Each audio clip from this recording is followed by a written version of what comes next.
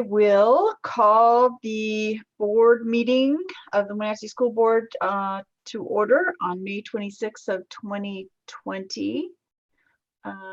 Welcome everyone. And first item on the agenda is the consent agenda, on which we have the minutes from our special meeting on the 5th of this month.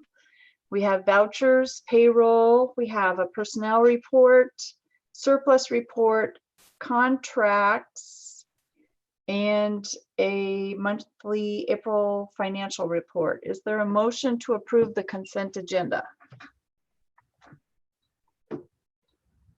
I'll move approval of consent agenda. This is Michelle. Great, thank you. I'll second. That's Julie. Julie, okay, super. Is there any discussion? Okay. Nope. We'll do this by roll call vote in order that I see you on the screen. Michelle? Aye. Martin? Aye.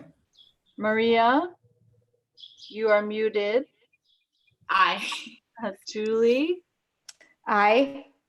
And I am also aye, so motion carries. Thank you. So this is the time in our meeting when we have citizen comments, and Kim, have we received any requests for citizen comment? I gotta unmute here. Hang on a second.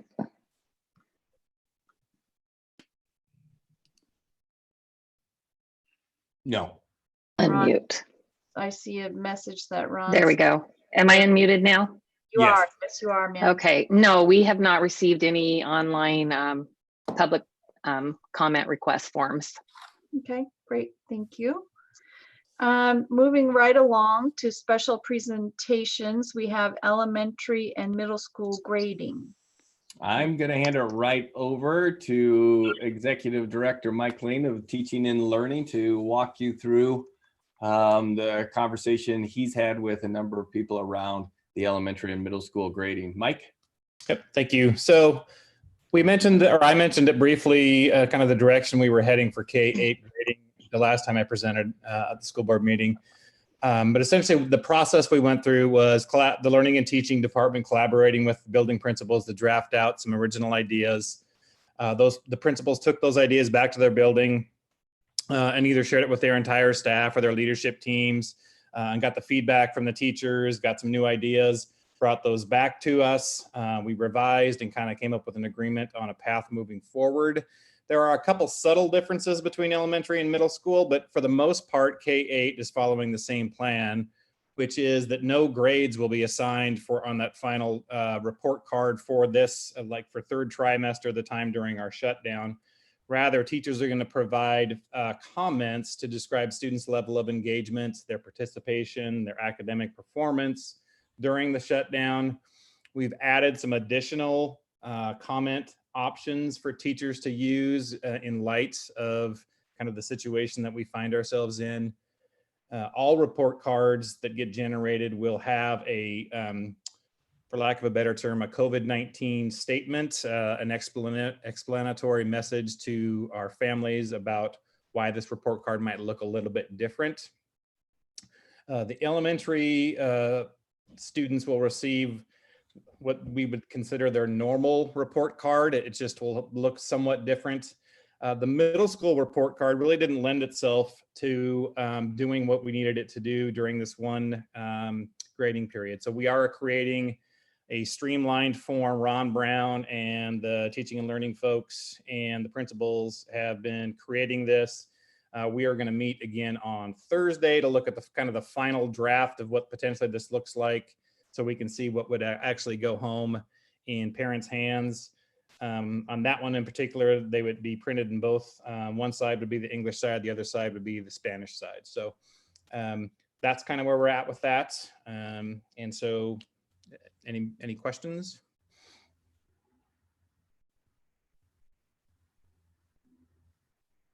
Hear none. Okay, thank you. Thank you, Mike. Appreciate Thanks, it. Mike. Okay, that was quick and easy.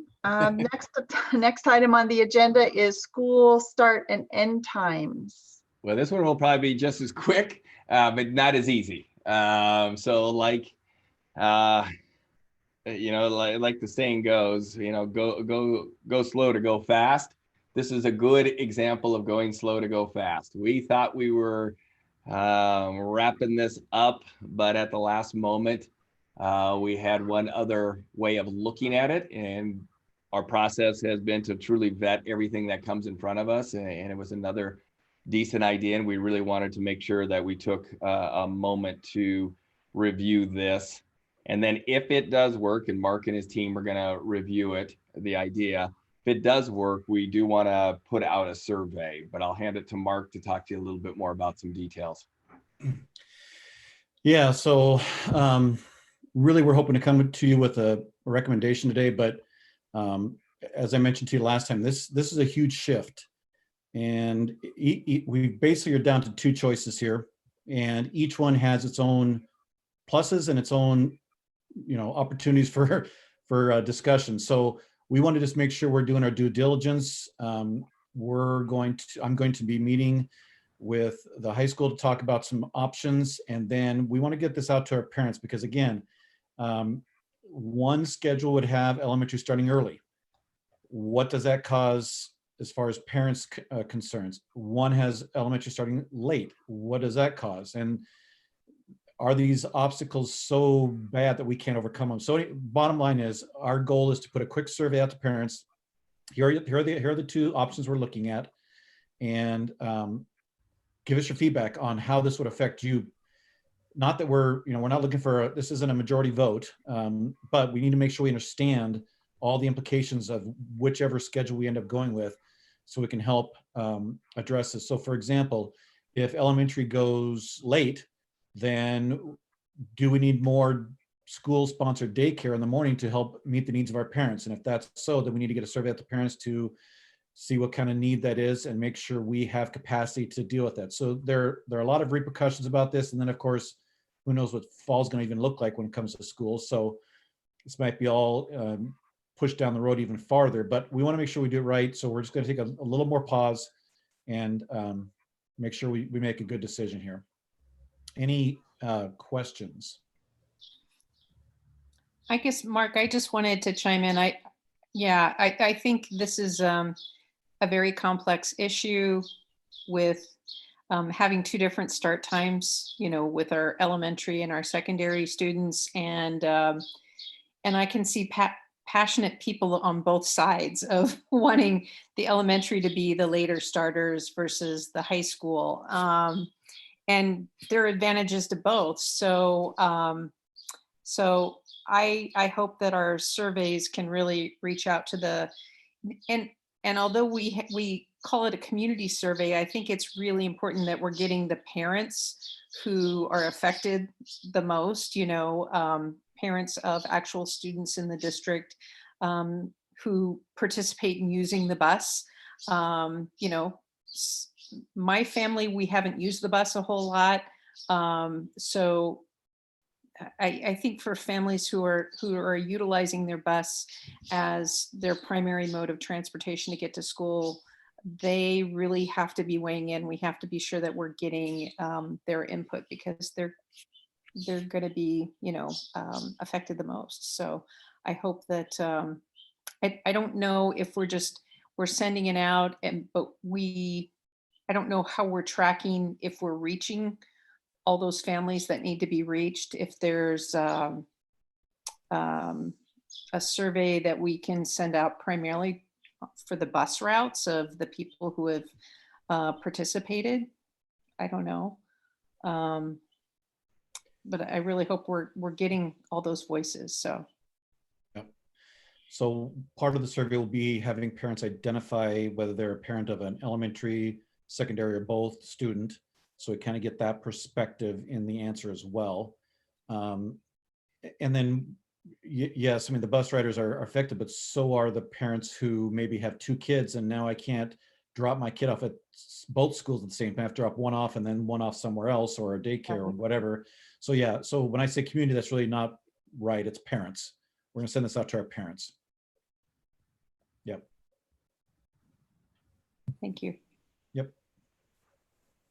I appreciate the fact that we're taking a step back and not rushing into things, and especially since there's so much unknown about what the fall schedule holds for us, seems, sort of fruitless to commit to something when we don't really know whether or not we're going to be able to uphold that.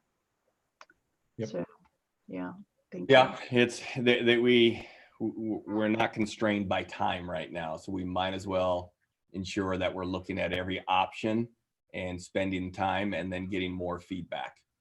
So that's where Mark and his team will be focused on, is creating a survey. We hope to have that out in the next, hopefully 48 hours, and hopefully get as a robust a turnout as we did on the last one. I mean, over 2,000 people responded to our last survey. So it's going to be similar in nature, a few questions, but insightful questions that our community or our parents will be able to respond to. I agree with Mark and Michelle that our main contingency here are parents and trying to get their feedback.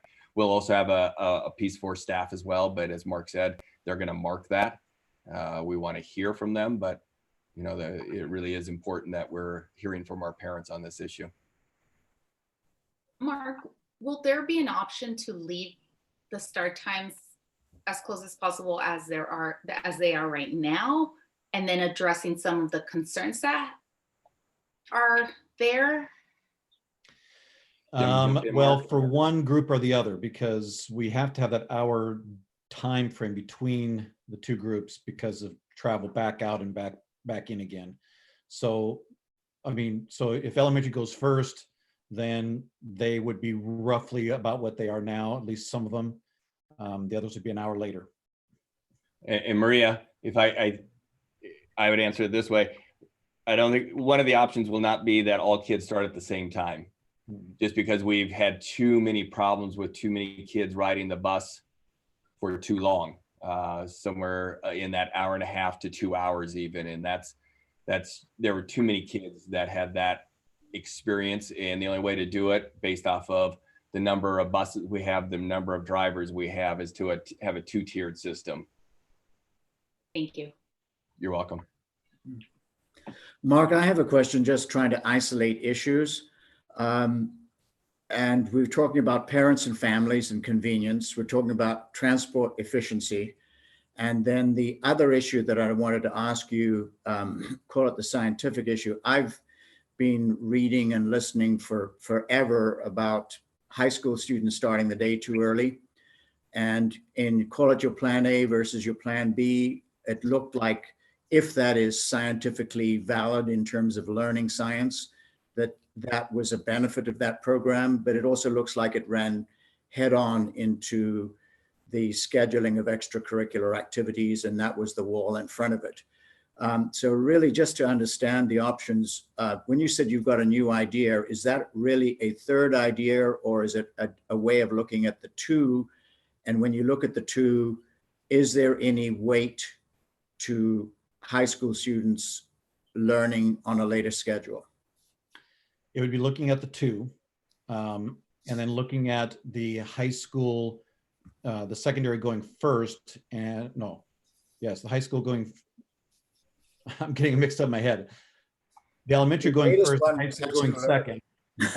And can we still make that work and not force our kids and visiting teams to wait an hour longer to start their games and get home an hour later? So I'm meeting with Eric and Jim tomorrow to talk about this, see if we can figure that out. And if we can, then I think the science, like you said, says we should have the secondary start second. If we can't figure it out, then that's when you get into the logistics and the nuts and bolts, running kind of head on with the best case scenario and how can we make it work. So lots of what ifs right now, trying to figure it out, and definitely we'll keep you guys obviously informed as we go. Okay, thanks, Mark, for clarifying the issues. Thanks. Yep. Anybody else? Okay, next we have a budget update. Thank you, Mark. Thanks, Mark. So Larry's going to join us for a budget update. And one of the things that you'll hear is there's still a lot of unknowns, but there are some knowns that Larry will be able to walk you through. Larry? Okay, Certainly. Yeah. There we go. Okay.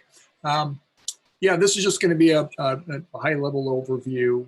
We'll get into some more details at the next two board meetings in June. But on the first slide, I just wanted to include the budget calendar that we have been. I'm just going to stop you for 2 seconds. I'm going to have Ron put it up on the screen, just so the community, if anybody's watching it, they can follow along with you. And then we'll pull that piece down because it's pretty brief. And then Larry, just tell them where you want them to be. Okay. So Ron. So Larry, is this in the packet? Because I don't see a link to it on the agenda. Kim will send it to you right now. Great. Kim, send that to me and I will share away. Okay, so back to you, Larry. Sorry to interrupt real quick. Oh, no problem. No problem. And I just included in the presentation the budget calendar. There's no changes on it, but this was just an overview, and then we'll get into some more details on the miscellaneous budgets and the actual general fund budget in the next two meetings in June. Yeah, I'll just wait till it pops up here. And hopefully Kim heard that.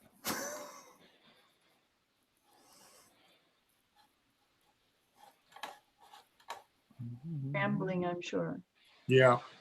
To go from here to there takes a lot longer when waiting. Google's a long ways away, right?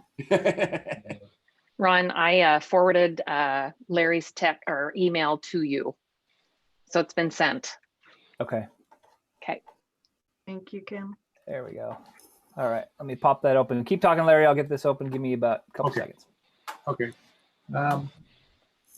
The process is basically we get into more detail in June. The budget needs to be available for public review by July 10th, and also for review by the ESD. And then things just kind of lay low, and then it's picked back up in August, and the board adopts the budget by the last board meeting in August. It's the typical process. And there's a public, okay, next slide. Not smaller. Okay, there we go. There you go. Okay, and the next, yep, go to the slide after that. There we go. Oh, back up to the calendar. Yeah. There we go. Yeah. And then there's also in August, there's two public notices that'll end up in the newspaper on August 11th and August 18th. And of course, the last board meeting in August is the 25th. And that's where the final the budget hearing will be held and adoption of the budget will occur. Okay, next slide. And as we've been talking all along, there's 5 different budgets that make up the Wenatchee School District budget. General fund obviously is the largest, and that's what we'll be talking about today. But there's also the ASB fund, the debt service fund, and capital projects fund, and transportation vehicle fund. And I'm referring to those as miscellaneous budgets, and we'll talk in more detail about those in the first board meeting in June. Next slide. Okay, this is the enrollment projection with and without the charter school. And the last enrollment trending that you saw included taking 1% out of the building budgets. And in retrospect, I decided not to do that because it just kind of skews things. I think we're going to get a little bit of fund balance growth, and so that will provide enough cushion for the district. So there's no need to take that 1% off. So, but you'll see on the green line that extends out there that enrollment is declining even without the charter school. And then we add the charter school in, and we're going to be, my projection showing that I'm losing 2 years out, 70 kids, and then 105, and then a total of, those are totals, and then a total of 140 kids. And so we start dropping down. And the general fund budget scenario that I'm going to be putting together does not include the charter school. I'll include that as a note in the 4-year budget, but I'm not going to factor that in because it's just another variable. Who knows whether that's really going to start up with the COVID thing that's going on right now. And so that kind of muddies things a little bit, and the district can we'll have time to address that as it occurs. So, and one interesting thing too, and I think we talked about that once before, is that kinder counts have been dropping. And here's just kind of give you a sense of what that looks like from 2019 to 2010 through 2015 to 2016. We had 618 to as high as 618 to as low as 564 kinders. And then in 16, 17, it ratcheted down just a little bit down to 522. And then from 17, 18 through this current year, been hovering around 500, a little over 500 kinders. And we're budgeting for this coming fiscal year, 2021, at 503. And that 503 number includes the new transitional kinder class at Columbia with 17 students. And then the following year, including the 17 transitional kinder kids, I'm budgeting 484. So we're seeing quite a drop, and that's gonna escalate the revenue decline over time if that does materialize. Okay, next slide. Okay, this is just a couple factors that are included in the apportionment model. The state is providing for funded positions 1.6% salary allocation increase. The retirement rate went up a little bit, like 0.11%, so there wasn't much effect on there. The SEB rate that we've been talking about quite a bit actually went down $9.50 per month. So it was $9. It was $1,950 for the composite rate from January through the end of this fiscal year, and the new rate for next year is going to be $1,000. So there was a slight decline there. That's built into the budget.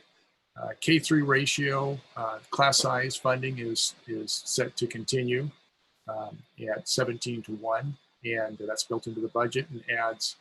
And the funding model adds a third professional learning day, so that's built in right now. Also, a new item that the legislature changed to a special ed funding with 2 tiers. There was a 0.9950 funding. It was just part of the funding model. But now it's if a student is less than 80% in basic ed, then they're funded at 0.9950. And those students, which are majority of our special ed students, are 80% or more in basic ed, then they get funded at a multiplier of 1.0075. And that just translates into a few more dollars, maybe 50, 70,000, somewhere in that neighborhood. And so that's a good thing. Next slide. A couple other items. The IPD, that 1.6% is being applied to MSOCs for basic ed and CTE and Skill Center. This budget is for general fund is being built on a levy rate of $2.10 per thousand. And the local effort and assistance is going to be declining, and it declines as a result of growing assessed valuation. Now, we saw kind of a big drop down this year from what was budgeted because we had a significant growth in the fund in assessed valuation. But right now, I'm modeling at 4% growth, at a growth of 4% for assessed valuation, which translates roughly into about $100,000 loss in local effort and assistance from year to year. Another item in the budget that changed our LAP, the regular LAP allocation, we had our poverty rate went down a little bit from 58.7% to 54.68%. Part of that could have to do with the food service doing and I can't remember the terminology, where we're serving all the kids in buildings. And then the base allocation enrollment increase went down a little bit. All that kind of resulted in a very small decrease in our LAP allocation, fairly small overall. And then the LAP high poverty funding increased pretty significantly, about $785,000. And that has to do with 2 of our schools. And I'm just trying to turn to my slide here that I got some notes. That's right here. Here it is. We have two schools that came back into high poverty, and that was Foothills. So we got about another 187,000 there. They just barely made it in, 50.7%. And then the high school, Wenatchee High School, and they came in a little better, about at their 3-year average is about 52.7%. And that additional funding at the high school is 591,000. So it's quite a leap in funding. In Title I, funding decreased just a little bit, about 16,000. But what was interesting about this is last year it went up about 300, and that was a big leap that year compared to the prior years. And the good news is that that 300 isn't going away. Sometimes we get a big increase in one year, and the next year it's gone. So it looks like that's staying stable for the coming year. Next slide. And the budget challenges, these are the items that we've been talking about all along. The annual 1% loss of regionalization, roughly that translates into, for basic ed, roughly about, I'm trying to find my note here. It's about $400,000, a little less than $400,000 for basic ed programs. We've got local effort and assistance that I talked about, that's going to continue to decline as our assessed valuation grows. So the faster the assessed valuation grows, the less local effort and assistance the district will receive. We've got declining enrollment because of low birth rates. And the big unknown item right now is the state and federal funding uncertainty. And right now, how do you build a budget? But all we can do is build a budget based on what we know right now, and then deal with those uncertainties when they happen, when it becomes more certain, when we know what they are. And then there's a potential limited impact on local tax collections. And those would be, those might happen in 1 year if the economy goes bad, but you'll always end up collecting them in the long run. And so it could hurt cash flow in one particular year, but it doesn't look like that's probably going to be the case here. And then the impact on enrollment due to staffing due to planned opening of the charter school. And again, I'm not including that in the budget scenario for the 4-year period, but I am going to put a note in there and describe what that impact will be. And next slide. That's the end of the presentation. Any questions?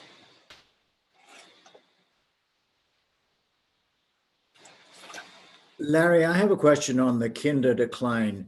To what extent is that demographics and birth rate? Is there any component of that's the result of other private schools and for kinder and the early grades in elementary going to a variety of different institutions other than public schools? You know, I don't know. I haven't looked into that here.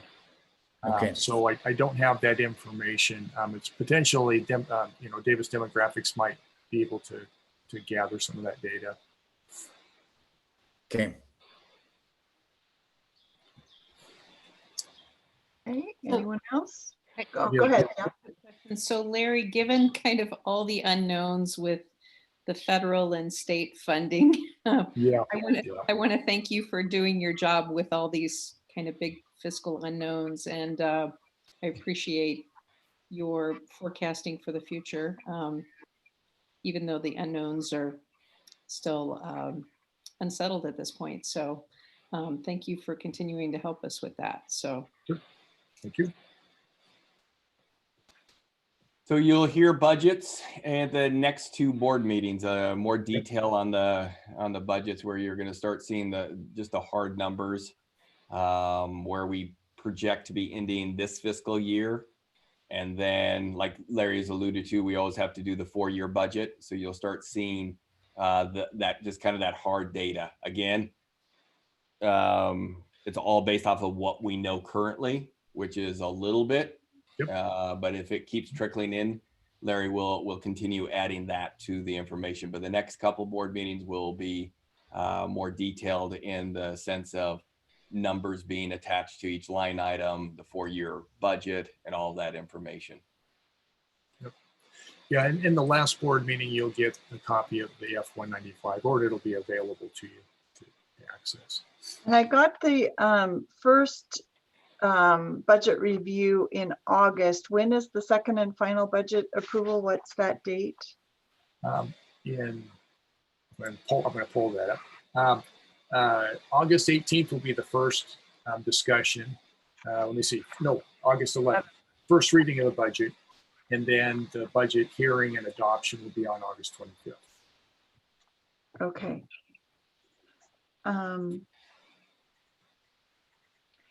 So do we have the calendar out for the next school year yet that has our board meetings? I don't have those on my calendar, so I'm thinking that we haven't seen it yet. Is that correct? Paul, Kim? The calendar is, but do we have our board dates on there? I think we do. Yeah, we do. Do we? It's on the website. Yeah. Kim's talking to me in my ear. In the next room over. So Okay, we'll send that out. We'll send out a PDF of that. that would be great. Thank you so much. Appreciate that. Absolutely. Okay, moving on to action items then. We have Resolution 04-20, emergency waiver of school days and instructional hours. Who's doing that one? I'll jump into it. So this is required by the state to be able to waive the school days and the number of instructional hours. All school districts across the state of Washington are required to do this, unless the very few who started teaching the day after the governor closed down schools, which is a very, very, very small number of schools. Everyone else needs to waive the school days and the instructional hours and have a continuous learning plan that is attached.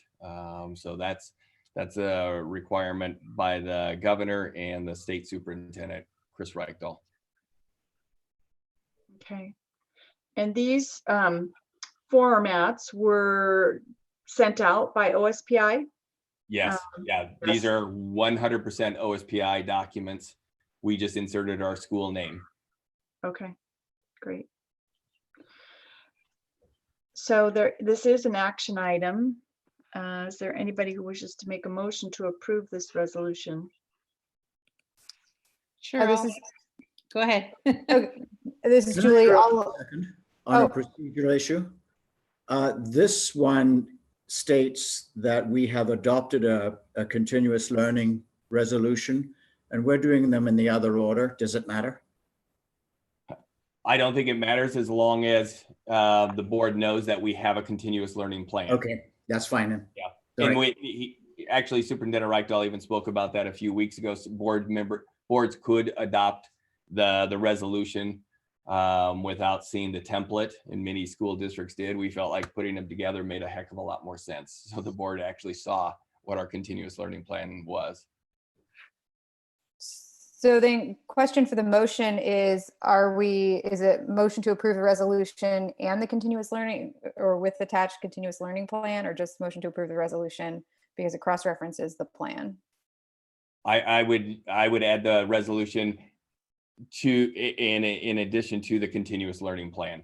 I bring them together as one. Okay. So with that, I'd move to approve resolution 04-20, emergency waiver of school days and instructional hours with the attached continuous learning plan as Second. presented. Second, Michelle. Oh, great. Okay, so is there any discussion about that? I have a question regarding the continuous learning plan, Paul. And this is more just kind of, so you've listed the continuous learning phases, and this is a phase that we're already beyond, but I just wanted to know if there was an aspect of it that was continuing. So under phase 3 for April 13th through May 1st, part of one of the steps was staff will begin to provide continuous learning that is a combination of technology-based and printed materials. And my question is, do we still have printed materials available for students who might be struggling with online learning or having some online challenges, whether their devices aren't working or whatever? Do we have printed materials still available at all for any students? Or maybe you can just tell us what's going on with that. So it's really based off now when the teachers contact talking to kids via phone and somebody saying that, you know, I don't have this access right now. We are making that available. Some of our students who have IEPs, some of that work is printed as well. So it really is case by case. It's not a mass distribution where we were that kind of that first week into it. It is literally by Paul needs it. So working with the teacher and we'll provide that to them, but it truly is case. Great. For the benefit of those who might be listening online now or at a later date, could you just give a brief verbal summary of the continuous learning plan so that it's on the record? Yeah, and you know what I'll do is ask Mike Lane to jump in, who's intimately involved with it, and that way we have a better perspective just from the learning and teaching side of the house. Mike?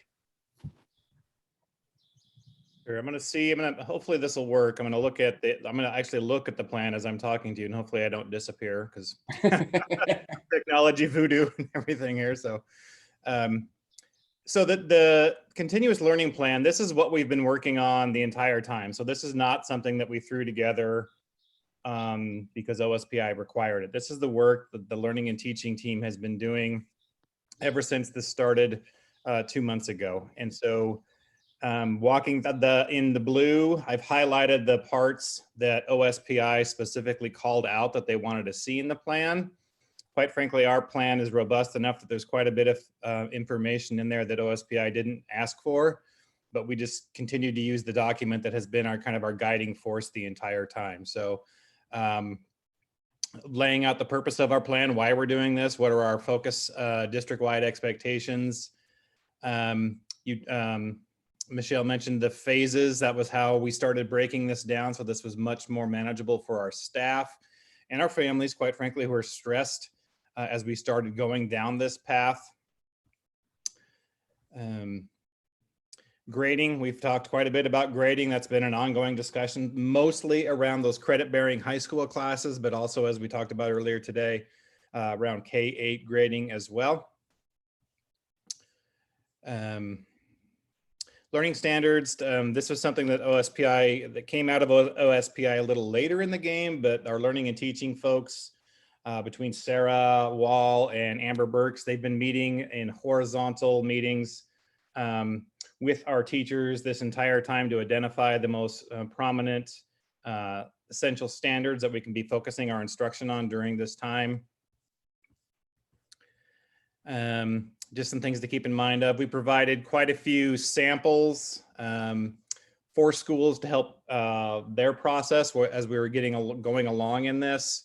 Our instructional coaches have been still a vital part of this. Counselors have been really connecting on the SEL side of things. There's a link in this document. What does support for my students with an IEP look like?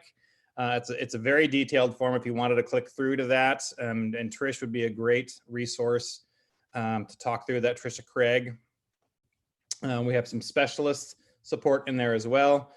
Here are those sample schedules that we talked about. A lot of this, we originally created it, and then as we got deeper in our collaborations with Jeff Utech, we went back and revised some of this to make sure that our plan really did reflect what he says is the most effective processes that he's seeing, quite honestly, across not only the country, but in other countries as well.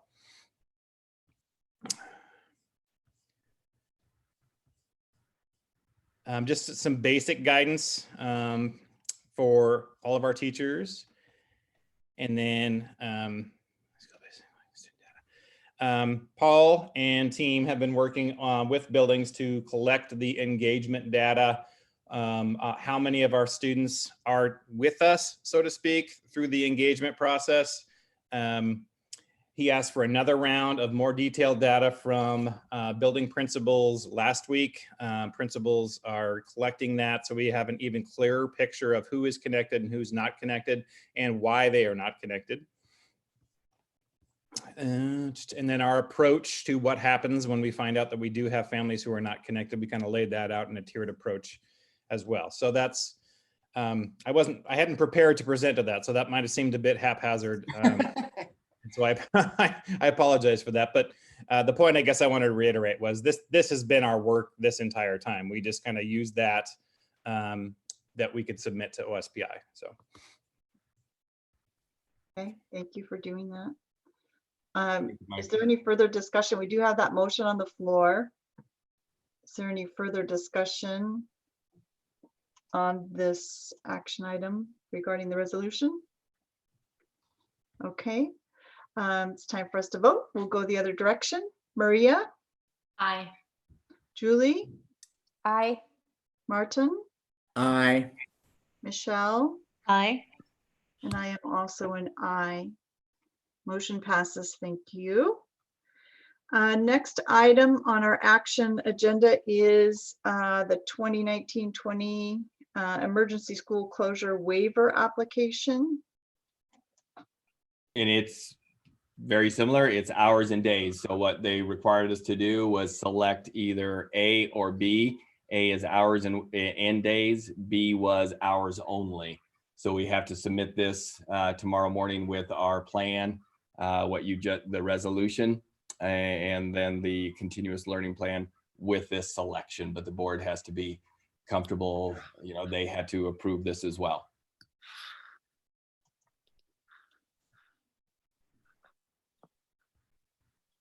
Okay. Sorry, I'm having a little trouble navigating between my documents here. So this is simply for the waiver itself. So we don't have a pre-written statement. So I'm going to make a motion that the board approve the document for OSPI regarding 2019-2020 emergency school closure waivers as it applies for our district. Okay. I will second the motion. This is Maria. Thank you. Is there any discussion? I hope we never have to do this again. Yeah. Okay, so we'll start with Michelle, Aye. Martin, Aye. Julie, Aye. Maria, Aye. and I am an aye as well. Great. Motion carries. So, and we have to do the calendar separately, or was that included in, inferred to be included in the motion? Inferred to be included in the motion. Okay, great. We'll upload all of that stuff tomorrow morning and send it off to OSPI land. Okay. Next item on the agenda is board communication. Are there any board members that wish to share any communications since the last board meeting? I think the board received an email from a community member earlier today, and I know that Paul and his team are already on it, but it's regarding essential childcare after the school year is ended. And I wonder if, Paul, if someone from your team can address that, since this is a more public forum, what the plan is for that. And get Mark to jump in here on the childcare. Mark's been working with the YMCA and really trying to figure out what are our next steps around finishing this year, summer, and then as we look into next year, but I'll hand it to Mark. Yeah, so school-sponsored daycare will end June 19th. The Y has always done a summer daycare program, and we're trying to Brogan Foster from the YMCA is trying to get guidance from the state to tell us what they can and can't do this summer whether it's for essential or even expanding beyond that. So we're trying to get answers so we can get that information out to folks. Right now, the plan is to have a part-time summer daycare program sponsored by the Y, and that was kind of their decision that they made based upon what they have to deal with financially. So I don't have any answers, but we have been asking the questions and trying to get the answers. And as soon as we know that, we'll make that information known to our community. Thank you. Yep.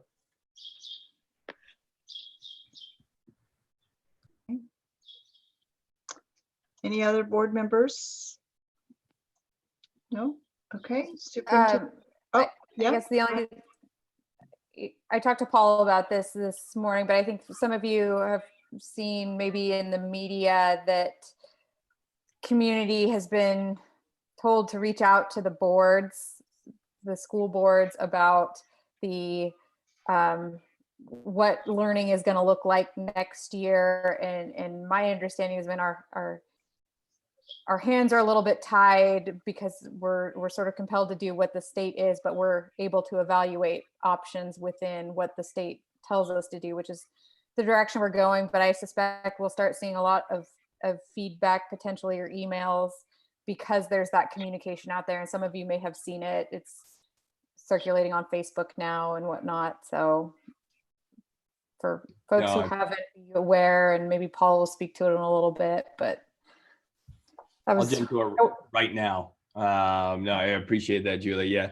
the board's received a few emails, requesting that options be available to our students and to the parents and to the community members. My response is one that the governor has put together a number of groups about reopening Washington, from finance to education and many in between. State Superintendent Chris Reichdahl will be leading the educational group. We're very fortunate to have Dr. Corey Callahar be a chosen member. This was not on volunteer. This was being selected to be a part of these groups to give feedback ultimately to the governor, so he and his team can make the decisions what it's going to look like as it relates to education. They've given us some guidance, but it's like 7 different options. From that, Mike Lane and team, I'll be a part of it, and a few other educators will be coming together just to be thinking about those 7 different options, from hybrid to online learning to kids come in a couple days a week. They give you a laundry list. We're not going to spend, deep analysis in every one of those areas. But what we want to make sure is when the governor or the state superintendent releases the education plan, that we're ready to move forward no matter the direction they give us. Our gut is it's probably going to be options, all based off of health, all based off of the guidelines. Where each county is at is where I believe we're going to be. But again, I don't have any inside information. It's just trying to read the tea leaves.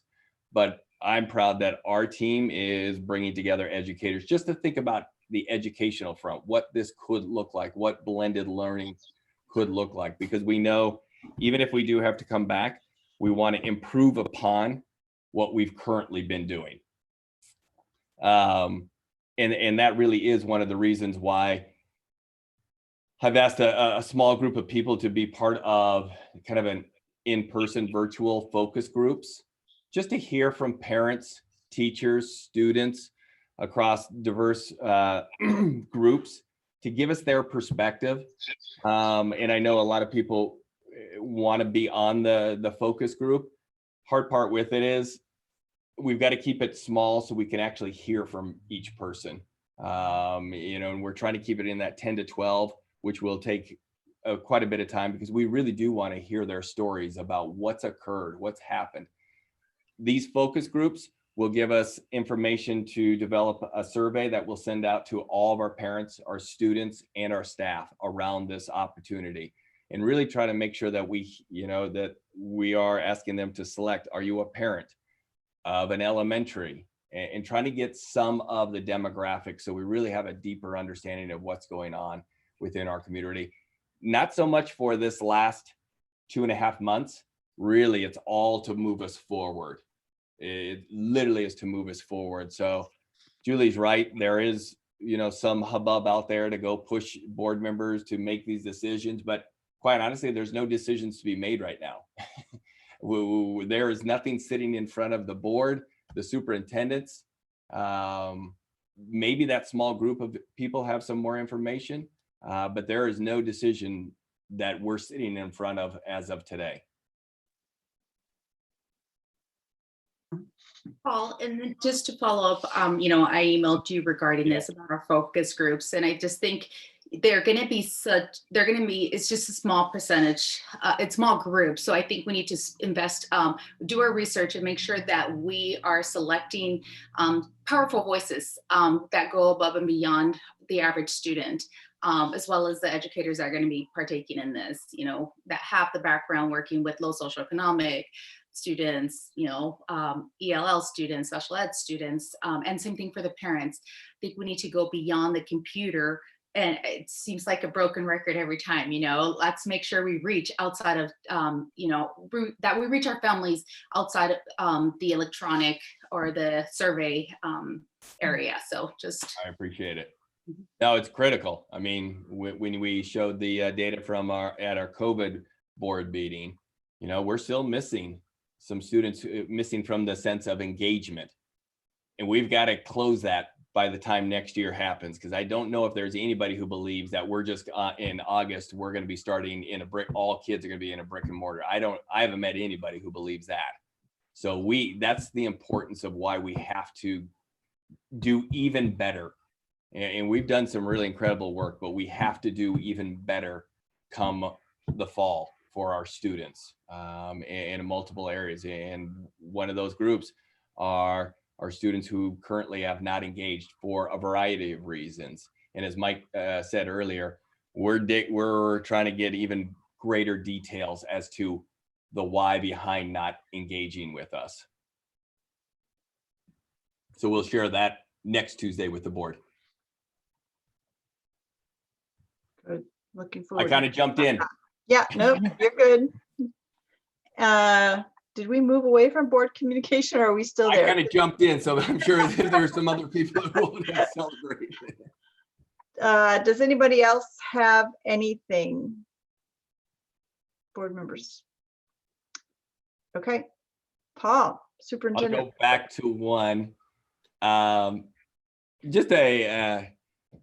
And we've had a couple emails of parents who are frustrated, and we've shared, that this has not been perfect. We've definitely tried our best, but we've stumbled, tripped, and fallen as we've tried to figure this thing out. But there was an email from a parent that it really touched me, because they just recognized the impact that so many people in the district have made. So I'm just going to read a little piece of it.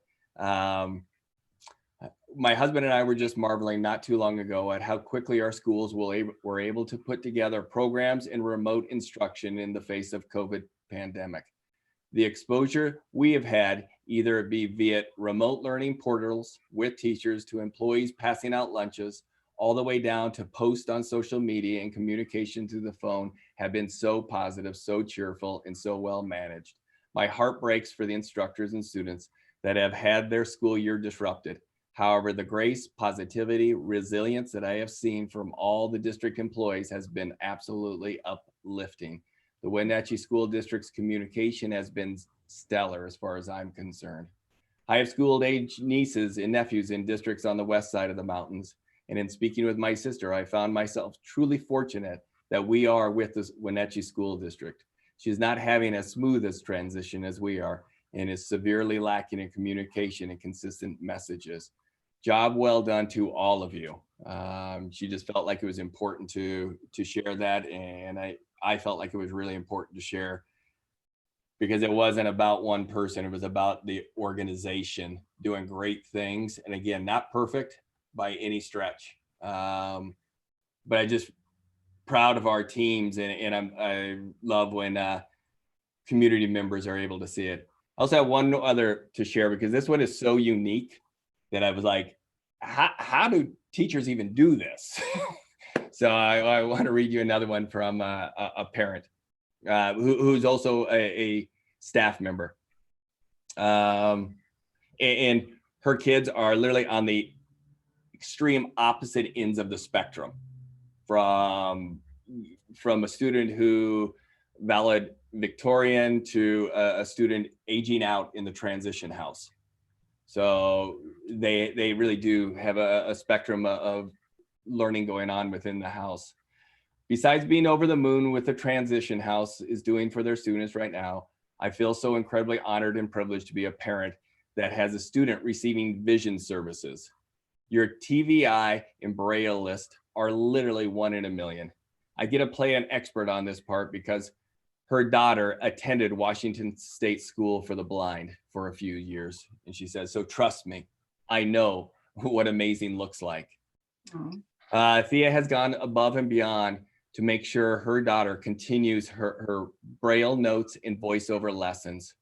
Julie, the best Brailleist that district could ever ask for, has oftentimes had less than a day to get Amber a story printed in Braille, and always in caps, make sure she receives what she needs for her lessons on time. The turnaround for need to deliver has been nothing short of amazing. Amber receiving her reading materials in Braille has been such a game changer for her. Her fluency has increased, her cooperation and willingness to read for fun has increased, but most of all, her participation in class has increased. Jason and I owe all of you, all the team, an incredible thank you. I'm humbled that we have such incredible educators who are figuring out how to not only teach online, but teach students who are visually impaired online. I'm like, what? So I just wanted to highlight these two pieces, because we don't hear hardly at all about the vision services that our school district offers.